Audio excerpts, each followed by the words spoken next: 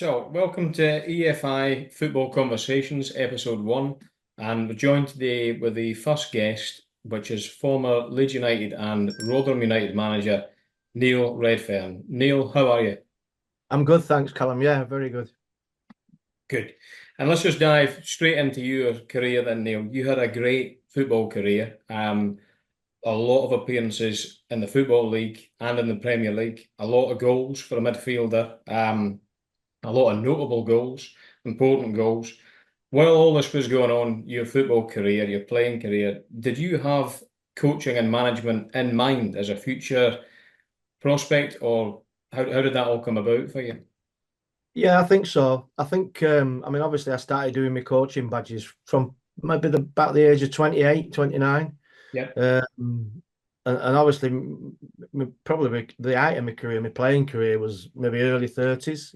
I only played in the Premier League when I was 31, and I had 3 years in the Premier League. But like I was starting to think about coaching and not so much management, but coaching and why sessions were put on. And I was fortunate to work under really talented coaches, people like Eric Winstanley at Barnsley, Danny Wilson as well, really prominent at a time when Barnsley were doing really well.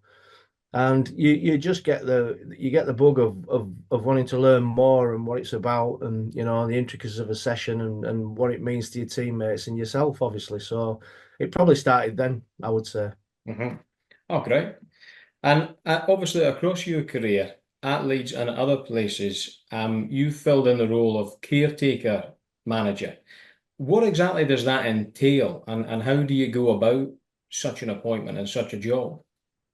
Yeah, obviously, I was caretaker 3 times at Leeds United, and I think you learn more with each process that you're involved in. And I think that the overall feeling is that you're trying to get the players upbeat. Usually, it's because the manager's departed because results haven't been great, confidence is low. That the players are underperforming for one reason or another. And you basically just got to simplify everything down. You've got to get the players enjoying the game again, and looking forward to playing on a Saturday. And sometimes it's just as simple as that. If you're at, obviously our caretaker at Leeds, and when you're at such a big club like Leeds United, the players are not bad players. The players are not bad players overnight. So you've got good players. So they've just lost their way a little bit, and it's just a case of getting them, like I said, getting them back on their feet, having that feel good factor, and just see if you can nick a result or two just to raise confidence. Yeah, when you go into a role like that, like you said, things are not going well. Do you what's your kind of methods you would use to lift a mood like that, or do you is it a case of you have your own set ways of doing things when you'd come in like that, or it would just you would kind of carry on but try to breathe a bit of life into it? How does that work? Yeah, obviously it depends how long your caretaker stint's going to be. Sometimes it can be just a game, looking after the players while the manager comes in. It might be 3 or 4 games, might be more. But I think the initial feeling is get everybody upbeat, get everybody confident. Forget what's happening in the past. New managers coming in. It's not great when a manager gets sacked, but the players have got to be upbeat for that. For that occurrence when the new guy comes in. And I think if you can sort of take them back through that process and start doing some simple sessions that they can enjoy, take them back to when, football was enjoyable for them, perhaps as young players, you know what I mean? And simple sessions just to get them up and running again. And then if you're in it any length of time, then you can start maybe putting some of your own ideology into it. You know what I mean? Because if you've been at the club and you're watching some from afar, you can probably see some of the things where you can help, and help them improve as a group. Yeah, brilliant. So obviously you grew up supporting Leeds, so you're aware how big it is. I've lived in this region for 10 years now. I knew how big it was before. I didn't realise quite how big and how much it affects daily life here.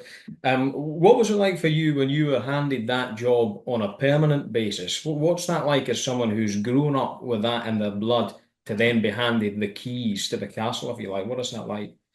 Yeah, obviously it came about in quite a strange way, man, because I went from a caretaker spell back to being, in the academy. And the last caretaker spell I was in, I think we won three and drew one. So we're in a really good place. The lads, got the gist of everything. Then we had a change of manager again, and then that sort of didn't last too long, and the roles sort of came up then.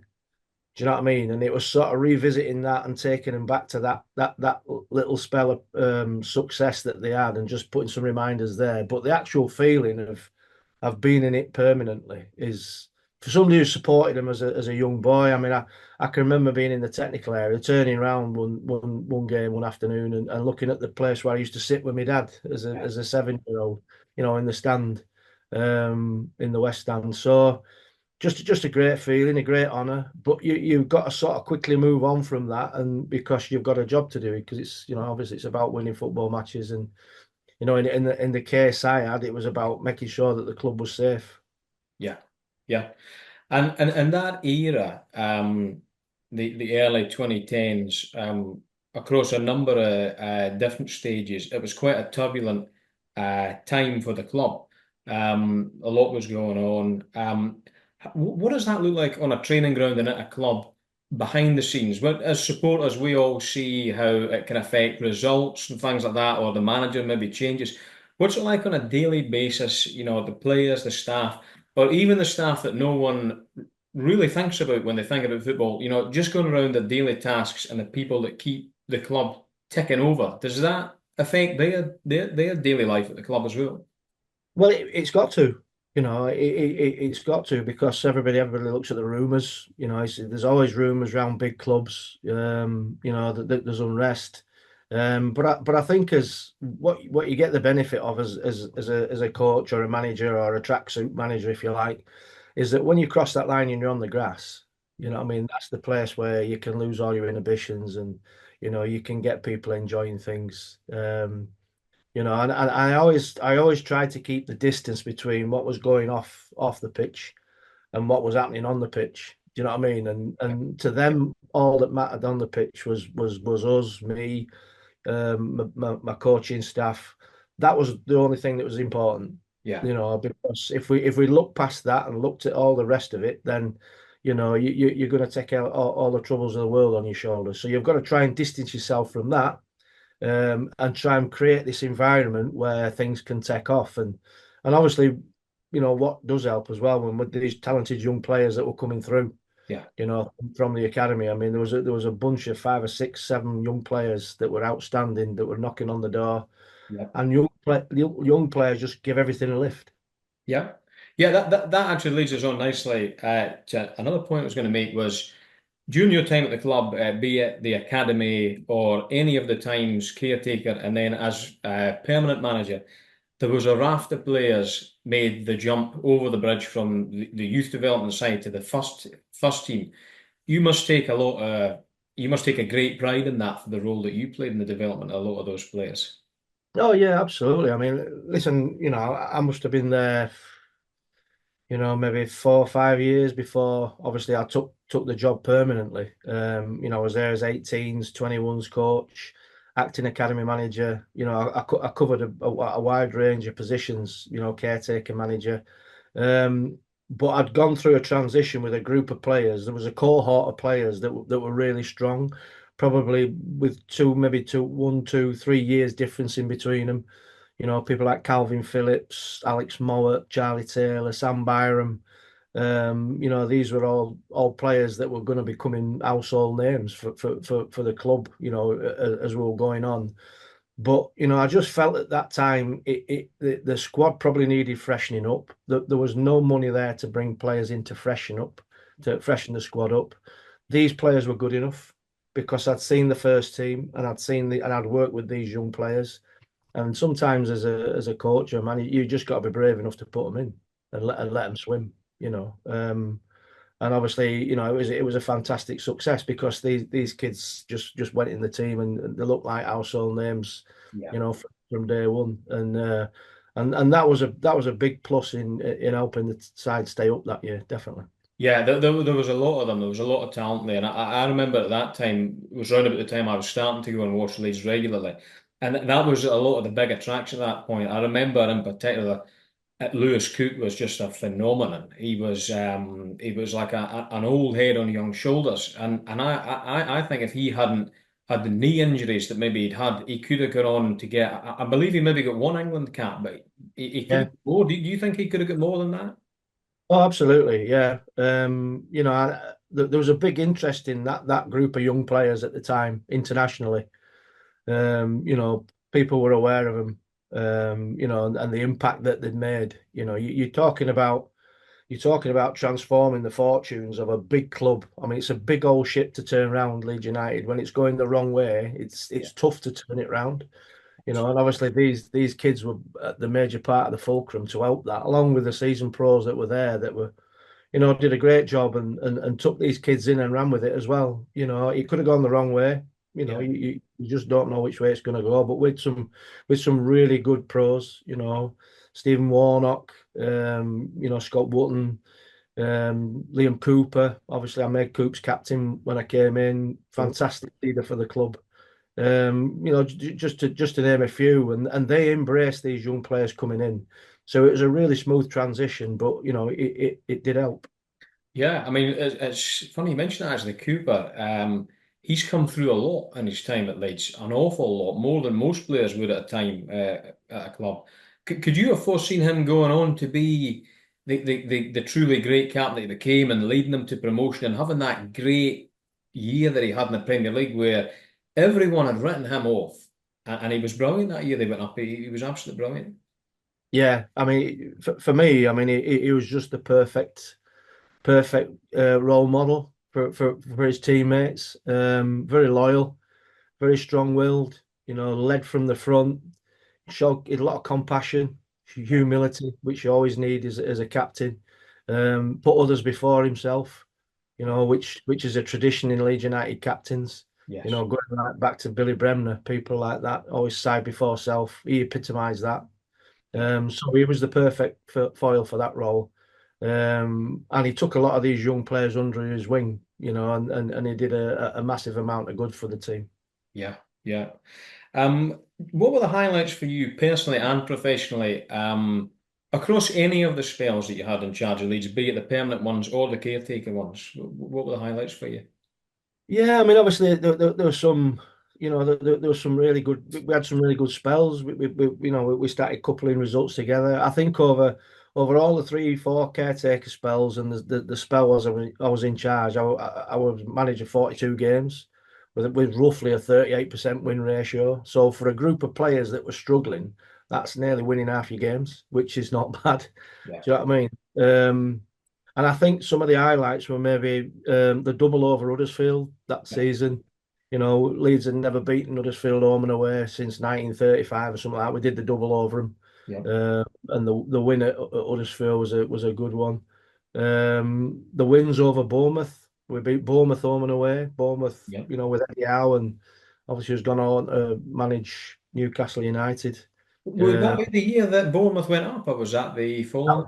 Yeah, that was the year Bournemouth went up. Yeah, we beat 3-1 away and 1-0 at home. Luke Murphy scored. They were a good Yeah. side, but they had a lot of expensive players on Oh, the side as well. I remember. I'm sure I remember Benik Afobe coming in January just to kind of see it absolutely. over the line, you know. Yeah. No, they did a really good side. But we beat some, we took on and beat some really good teams, in that run of games. Yeah, and we were a little bit hit and miss because there was still a little bit of an hangover from, what had gone wrong beforehand. But as a group of staff and a group of players, we turned it round and, in the end we were comfortably safe. Yeah, absolutely. And as you just said, Leeds were comfortably safe by the end of that season. Under calmer circumstances off the a parallel universe, it's a calmer situation off the field. Would you have backed yourself going into that summer to build a side at Leeds that could have pushed on towards playoffs promotion? Would you back yourself to get that done? Oh yeah, definitely. Just with the confidence of the young players that we brought in, Yeah, if I could have kept them as a group together and added some experience to it and kept the ones that we wanted that were starting to believe in what were happening, yeah, then there's no reason why we couldn't have kept us form going. I mean, at times we'd playoff form. In some of the runs that we'd had. I can remember being nominated for two or three manager of the months and just getting pipped by other managers, and that was down to the players. Yes.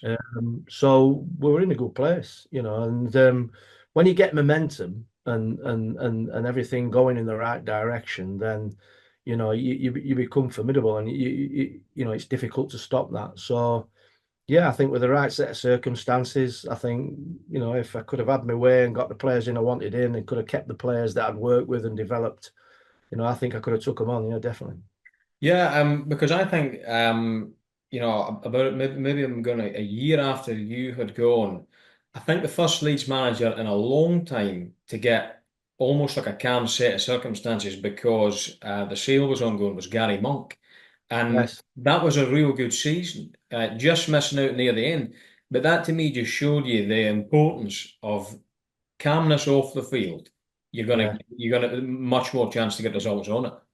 Oh, absolutely, yeah, yeah. I mean, listen, it goes without saying that it doesn't help if it's not settled behind the scenes. You know what I mean? Because regardless of what everybody says, and you try and shut it off, and you try and make it better for the players, and it's just about the football and the grass and working together. But it's going to unsettle people. It unsettles supporters. They want to know that the club's going in the right direction. And there was never that stability. And I think that if there'd have been that in place, or if they've had that calmness, going into the season, and a good stint recruitment wise, then we could have really kicked on with that group. Yeah, absolutely. Have you used a lot of what you went through, what you've done, good and bad at Leeds, players you worked with? Have you used that in other jobs as like a reference point to go back and to learn from? Is that how management works? Or do you have a set way that you will always take regardless? Yeah, I mean, I think on the grass, how you work, I think you have a set way. Yeah. Um, I mean, it was pretty easy to pick up on the stuff that wasn't right, Mhm. when I first went in, and caretakered, and then because that was quite a long stint, it was like 4 games, and then when I actually got the job, the players were sort of starting to get used to my methodology at that point. Mhm. You know what I mean? And how we worked as a team. Um, and used to the makeup of the side and how we'd balance the side, whoever we were playing against.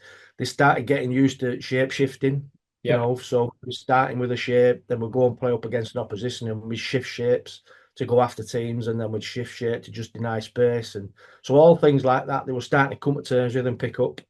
Um, so yeah, and in amongst that is some stuff works Yep. and some stuff doesn't. Yeah. Do Yeah. you know what I mean? But so long as you're all in that learning process and you're in that environment where you're not above getting beat, and you realize that you're capable of winning games, Yep. then you're not too far off.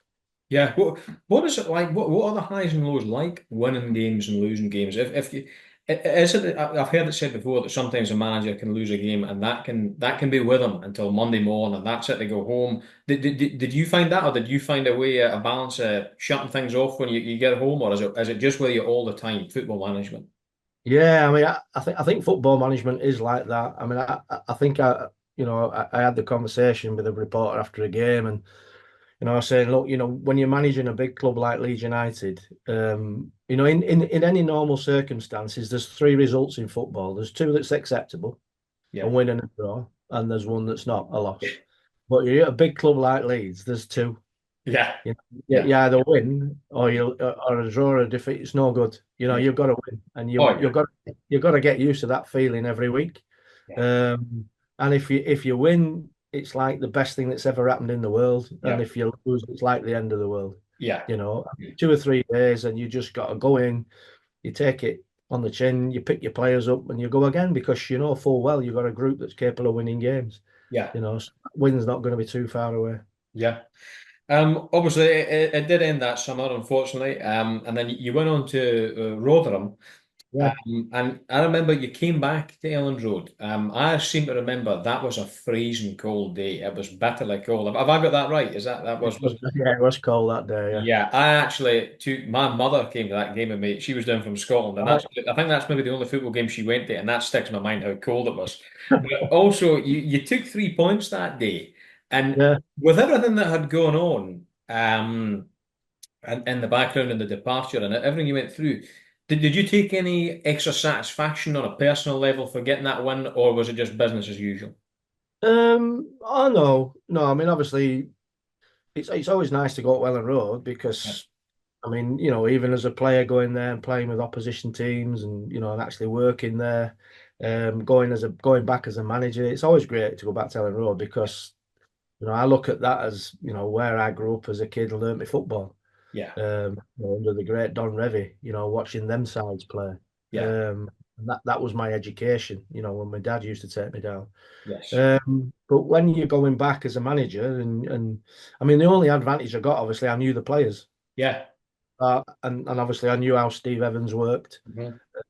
I knew what his sides would play like, and you know, and I'd got his players, Yeah, ironically, yeah. at Rotherham.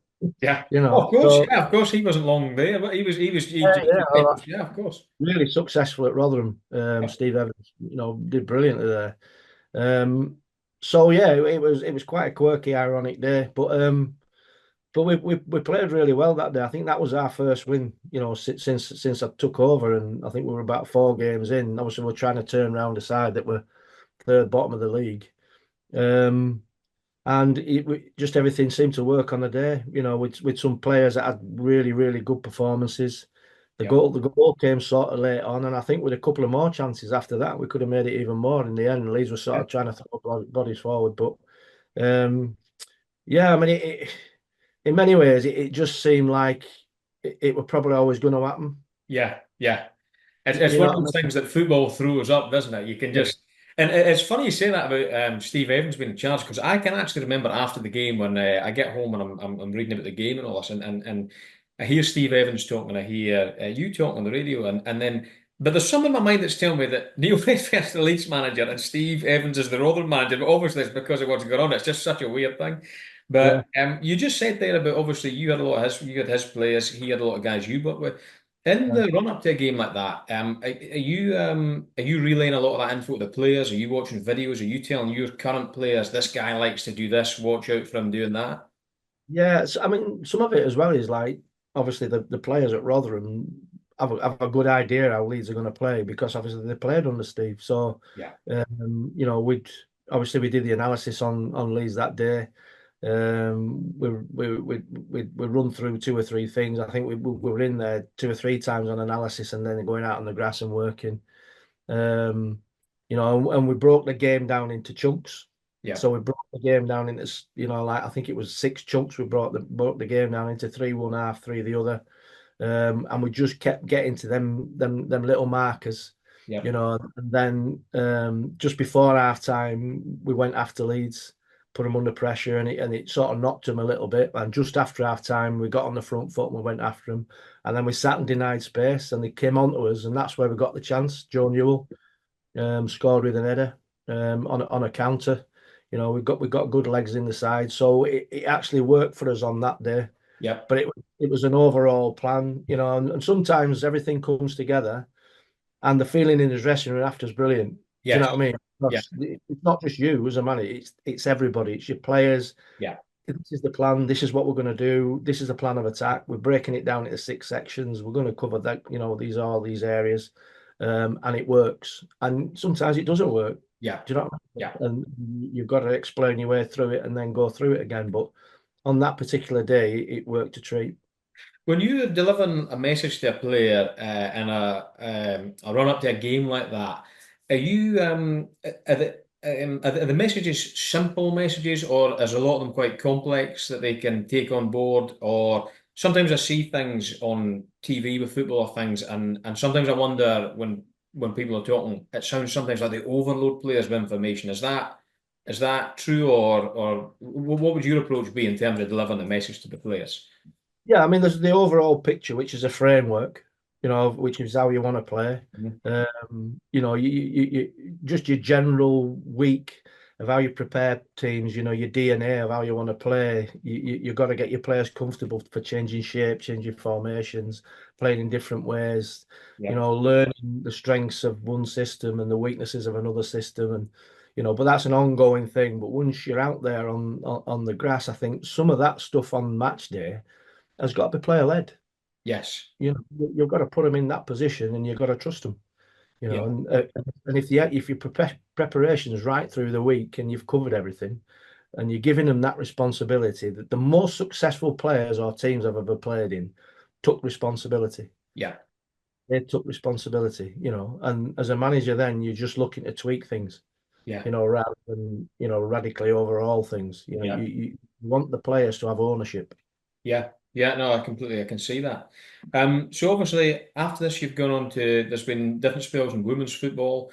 Um, what does the future look like for Neil Redfearn? Do you have plans to get back into football? Do you have plans to, do you see yourself as a number one again at some point in the future?